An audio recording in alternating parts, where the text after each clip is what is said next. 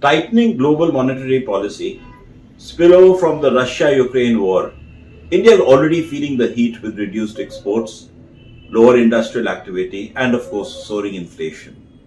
With the growth expected to slow down to a near 6.6% in financial year 2023, the economy needs to be better cushioned. As India begins its historic leadership at G20, the upcoming union budget presents an opportunity for the government to revive the economy, an opportunity it might not get again.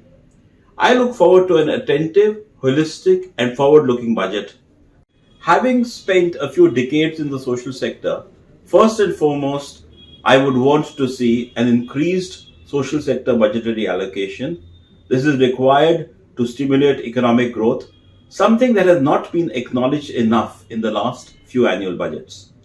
With only 1.4% of the GDP spent on social protection against an average of 2.5% by the low-income countries, the budget 2023-24 is an opportunity for the government to fix this. SEBI has finally come up with the latest framework on the much-awaited social stock exchange, which would increase the scope for greater cash flow and investment opportunities in the sector.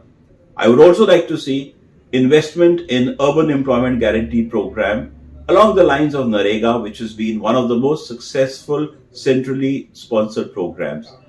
An Urban Employment Guarantee Program would hopefully slash the ever-increasing rate of urban unemployment. The government needs to continue to encourage the public-private partnership to bridge the widening fiscal deficit gap post-pandemic and thereby push growth.